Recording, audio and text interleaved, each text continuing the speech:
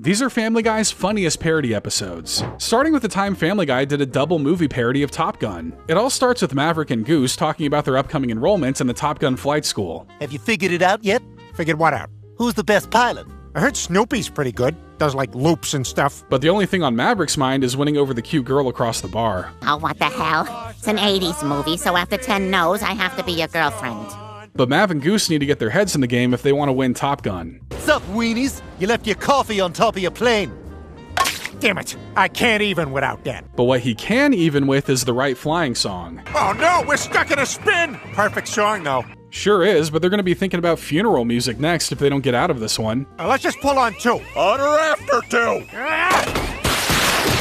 Well, I guess this should have been expected. Stricken with grief, Maverick decides to do some soul searching until he's ready to fly again. And I'm ready for the big final mission now. Maverick? We flew that mission 35 years ago. Yeah, soul searching takes time. But can't they just do it again in another never-named but hostile country? We need you to help train a new crop of pilots for the mission. There's just one tiny caveat. Goose's son is one of the pilots. I'm gonna fly the mission. You're all cut except for Goose's son. So Maverick and Rooster manage to go through the mission without killing each other, so they decide to cap off this achievement with a selfie. This is totally main feed material.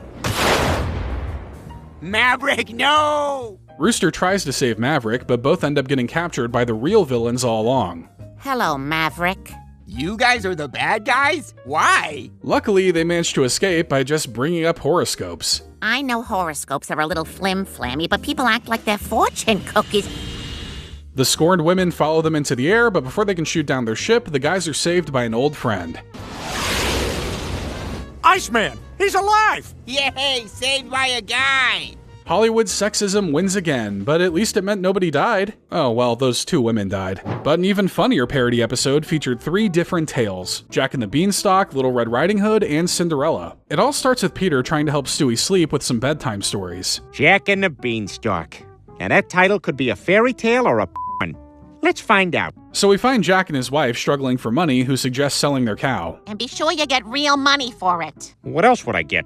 I don't know, magic beans? Sorry, but if it's magic, you gotta say yes to it. Doesn't matter if it's beans, mushrooms, or Mike, that's a deal you can't pass up. Luckily, there's a local bridge troll that can offer just that. You're selling that cow? I don't have much, but I'll give you some magic beans for it. But obviously, Jack's wife is furious, so she tosses the beans out the window, yet in the morning, a great big beanstalk is sprouted where they landed. This is a magic beanstalk that grew overnight, and I'm gonna climb it. When he reaches the top, he finds a castle in the clouds along with a goose that has an incredible skill. Are you taking a goose poop?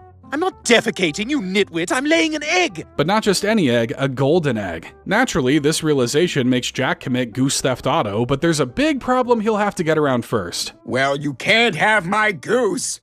Okay, 2 men fighting over me. Neat. Well, it looks like the giant is going to get Jack's metaphorical goose for taking his literal goose. Luckily, Jack makes it down the beanstalk right before the whole thing gets cut down, killing the goblin. Jack 6, Giant 0. What? Why is that 6 points? And so the moral of this classic story is to never steal, unless you really want something, in which case it'll probably work out alright. So the next story is Little Red Riding Hood, who gets sent off by her mother to her grandma's house. Grandma lives 68 miles away, right? You're sending your child out there to die. But before she can get there, a big bad wolf beats her to it and tries to mimic his way in. It's your granddaughter, Red. How do I know it's you? Oh, come on, that's a perfect imitation. And once Red makes it, she finds some hairy creature lying in her grandma's bed. And it ain't Grandpa. My, what big... You know what? I'm sorry. I can't. I can't do this. I'm not an idiot. Fair enough. We can skip to the brutal chainsaw bisecting instead.